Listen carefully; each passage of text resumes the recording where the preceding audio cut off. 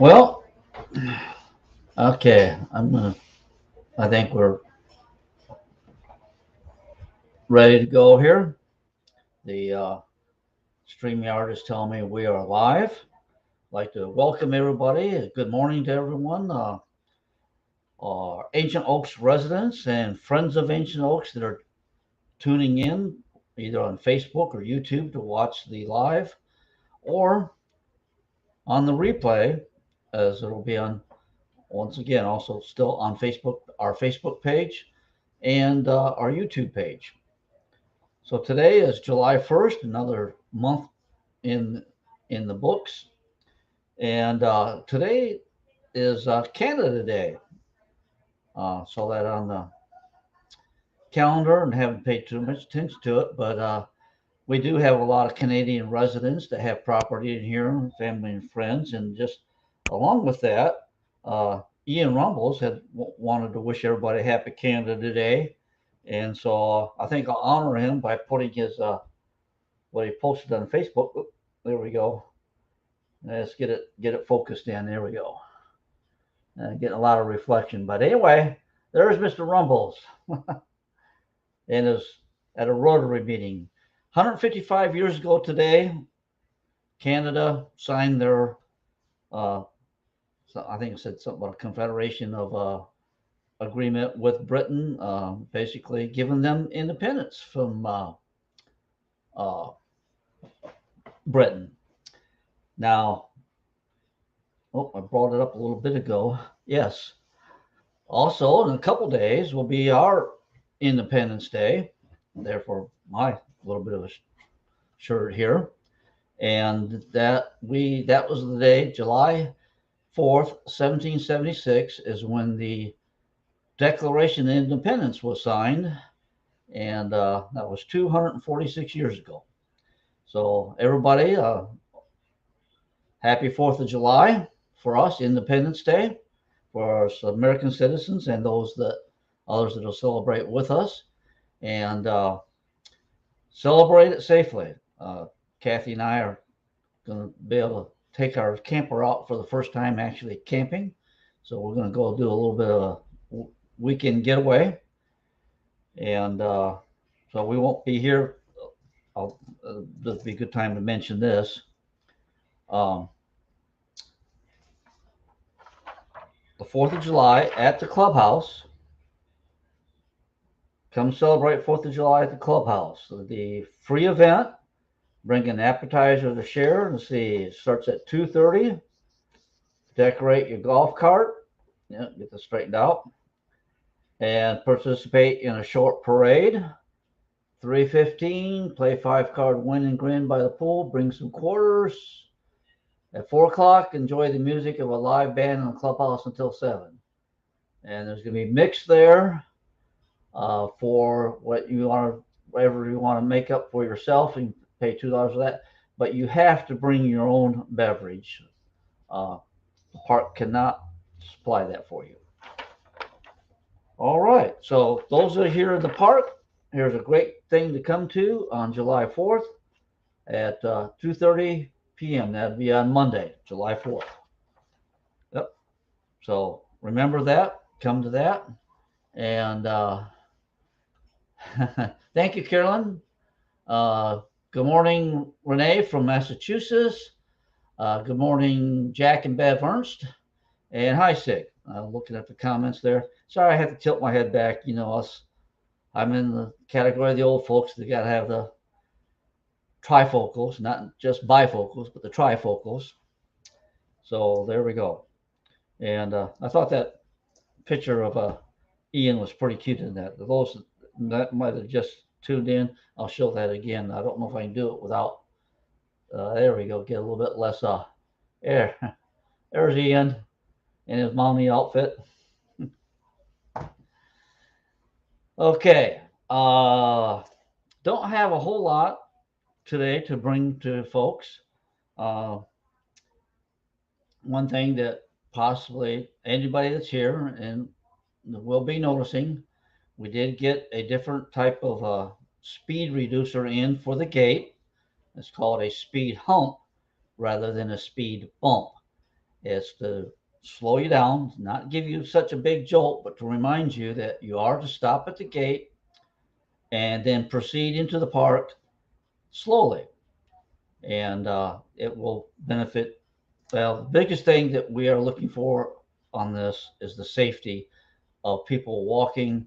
That is a very well traveled path across the gate there.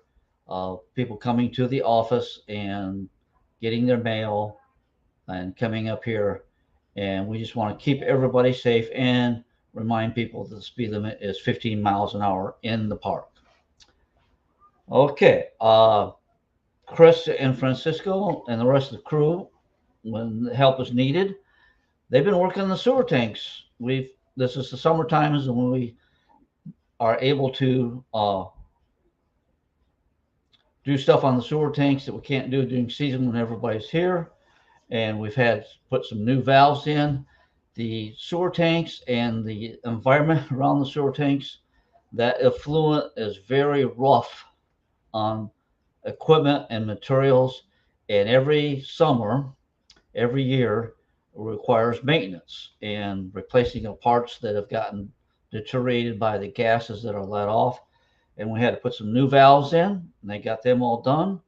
And we were able to do that ourselves. We don't have to hire people to come in and do that at a much higher cost. So the expertise, the experience of Francisco and Chris, and all that really helps us out and keeps the cost down and keeps it operating. We were just discussing that this morning. It'd be great for the OUA to bring down their sewer system here. It would be a cost, eventually a cost savings for us. Initially, it'd be expensive if they do bring the sewer system down here to switch over to it.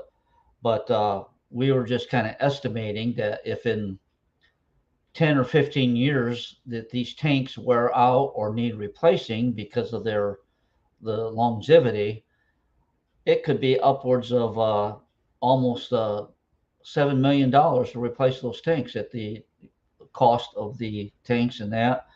And so we have to keep them working as long as possible to avoid the a large assessment if that does happen, which we will do our best to make sure it doesn't happen.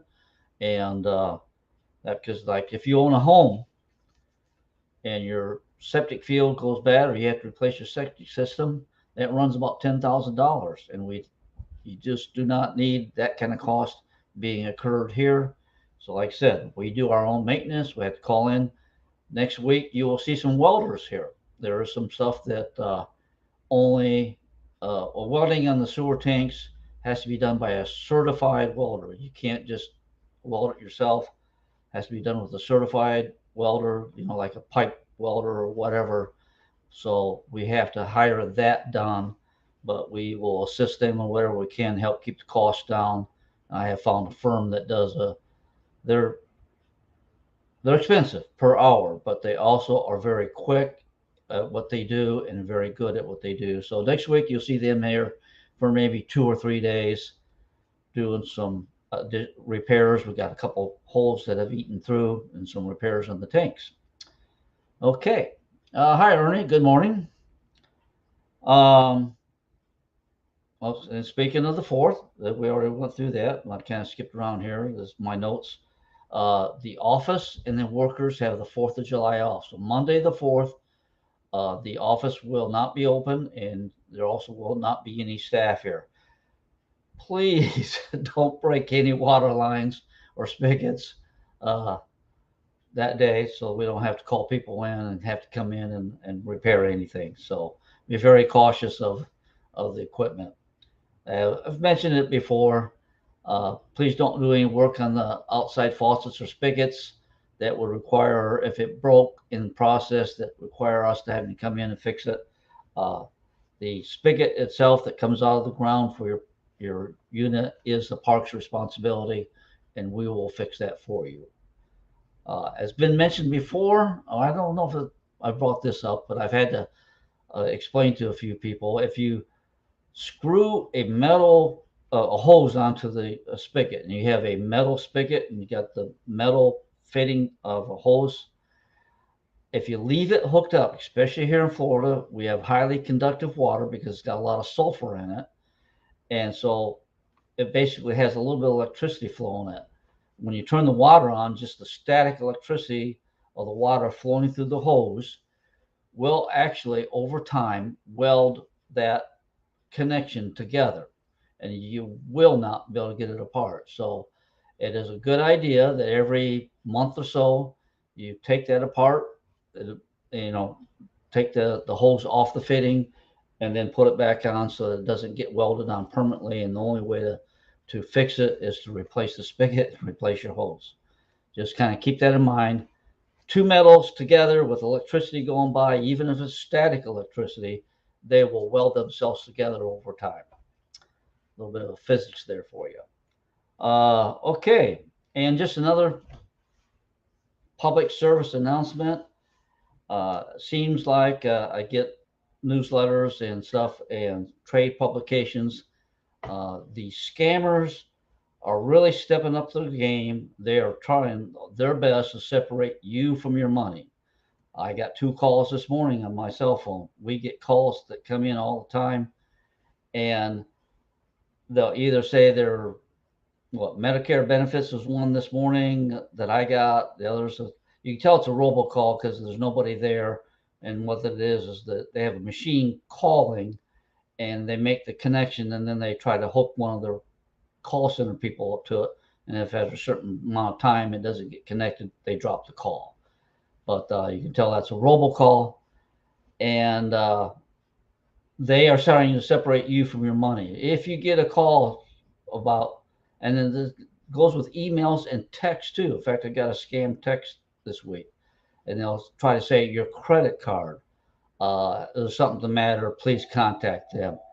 When they, your bank will identify itself, and be even cautious if they say I'm from Chase Bank and you deal with Chase, because they'll try to just guess it at what banks you use. Never respond to those. Go to your information and call the people at the bank through what you phone numbers that you have on the back of your card or phone numbers that you have on paperwork. These people, the banks really hardly ever will call you. I've never known it to happen, and they use other means of communications. And I know one of our vendors, and we even got the call not too long after that. They say that they're going to shut off your electricity, and they even say they're from Florida Power and Light. That's not how Florida Power and Light operates, especially if they try to send you to.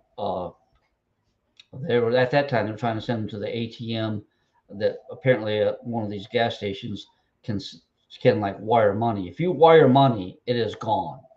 There's no way of tracing that uh, with the current laws. I feel these telemarketers and these people that commit wire fraud, if the telecom companies wanted to solve it and the Congress wanted to solve it, they would.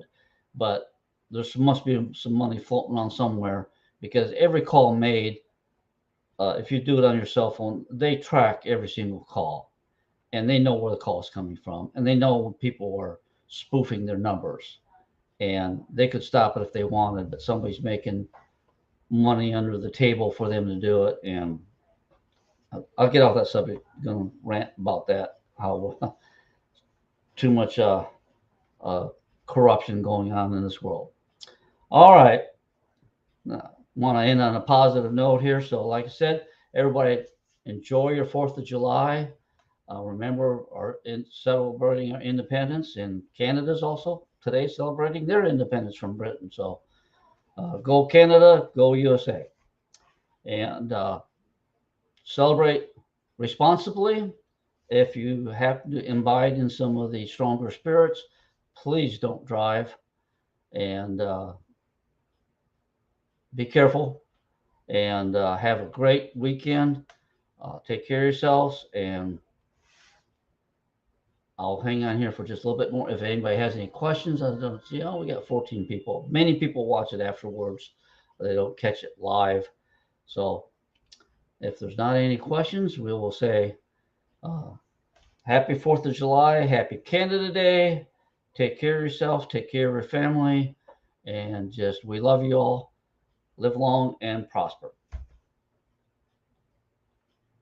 Find the buttons in the broadcast. Take care.